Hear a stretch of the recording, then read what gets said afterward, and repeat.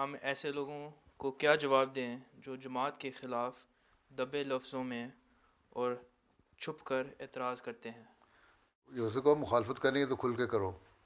دیکھو نا، بعض لوگوں کو کسی عہدیدار سے کوئی گریونسز ہیں، یا کسی کو کسی وجہ سے تکلیف ہوگی سچی تکلیف ہوئی ہوگی، لیکن اس کا مطلب یہ نہیں کہ جماعت کو بدنام کرو یا وہ سسٹم ہی سارا خراب ہے. وہ اس کی پرسنل برائی ہے جس کی وجہ سے اس کو نقصان پہنچا، تو وہ جو ہمارا سسٹم ہے اس کو اطلاع دو. ہاں، حضرت صلی اللہ علیہ وسلم نے فرمایا کہ تم لوگ نے اطاعت کرنی ہے جماعت کی، ایک قوم رہنا ہے، ایک رہنا ہے. اللہ تعالیٰ نے قرآن شریف میں فرمایا کہ ایک رہو گے، اگر تم ٹوٹ گئے تو بکھر جاؤ گے اور پھر تمہاری پاس کچھ نہیں رہے گا.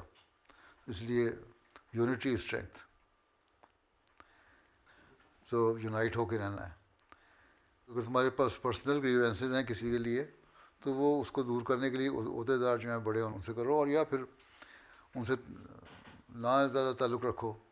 لیکن ایک جماعت کے خلاف بولنا یہ غلط بات ہے، کیونکہ جماعت کا ایک سسٹم ہے اور یہ سسٹم نیچے سے چلتا ہے، پھر خلیفہ وقت تک آتا ہے، پھر مسیح موعود تک، پھر آخر تک جاتا ہے.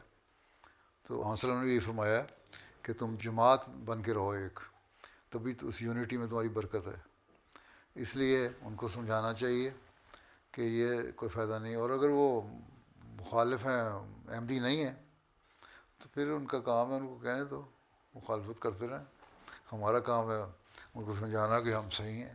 اگر ہمارے عمل ٹھیک ہیں، ہم اگر پریکٹس کر رہے ہیں صحیح اسلامی حکموں پہ، نمازیں پڑھ رہے ہیں 5، دعائیں صحیح طرح کر رہے ہیں، اللہ تعالیٰ پہ یقین ہے، حضرت صلی اللہ علیہ وسلم کے پر یقین ہے، قرآن کریم ہم پڑھ رہے ہیں، اس کے حکموں پر سمجھنے کی کوشش کر رہے ہیں، اور پھر اس زمانے میں حضرت مسیح موعود علیہ السلام نے جو ہمیں لٹریچر دیا ہے اس کو پڑھ کے اس پہ سمجھ رہے ہیں، تو پھر ہمیں کسی کی پرواہ نہیں، ہم ان کو جواب دے سکتے ہیں. ٹھیک ہے.